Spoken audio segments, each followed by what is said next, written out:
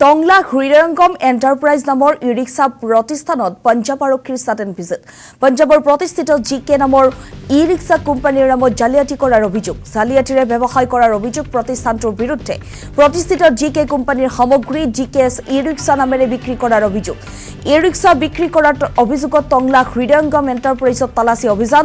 অভিযানত জিকেএছ নামৰ কেইবা লাখ টকাৰ জালিয়াতি সামগ্ৰী জব্দ কৰে। সামগ্ৰীসমূহ পঞ্জাৱলৈ উভতাই নিয়াৰ যোজা পঞ্জাৱ আৰক্ষীৰ।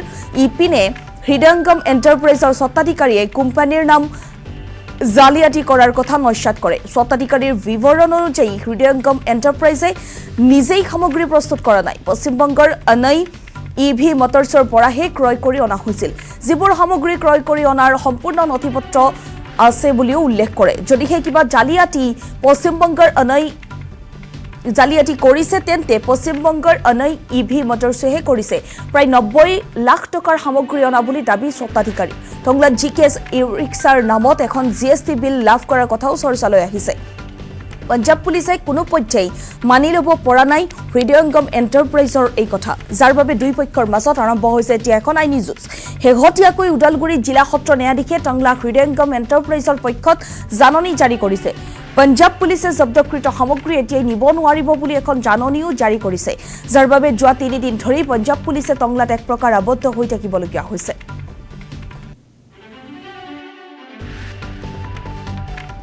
আমাৰ 2017ৰ পৰা ইয়াতে হৃদয়ঙ্গম এণ্টাৰপ্ৰাইজ বুলিয়ে ব্যৱসায় কৰি আছোঁ আৰু টংলাত হৃদয়ঙ্গম এণ্টাৰপ্ৰাইজ বুলি কৈ এইটো এড্ৰেছতে আমাৰ এইটো বিল্ডিং আমাৰ হৃদয়ঙ্গম এণ্টাৰপ্ৰাইজৰ আমি তেওঁলোকে ৰেণ্টত লোৱা এই এড্ৰেছ ৰুমটোতে ৰেণ্টত এগ্ৰিমেণ্ট কৰি লোৱা গৈছিল।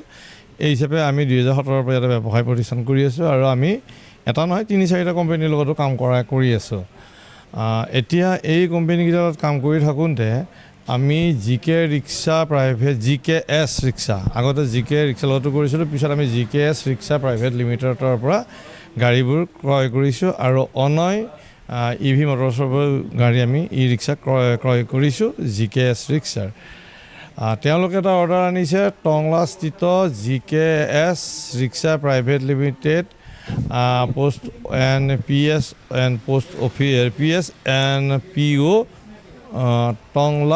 টংলা মেইন ৰোড বুলি এড্ৰেছৰ ৰেড কৰিব আহিছে।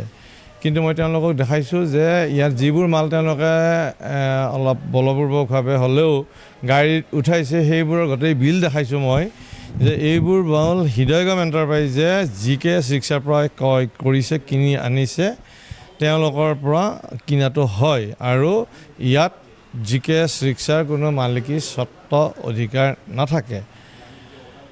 কোম্পানীৰ কিবা ট্ৰেডমাৰ্কৰ কেছ চলি আছে, তেওঁলোকে কোম্পানীক বুজাবুজি কৰিব, সেইটোত মোৰ ক'ব লগা নাই। মই কোম্পানীৰ পৰা মাল কিনিছোঁ, মোৰ টোটেলি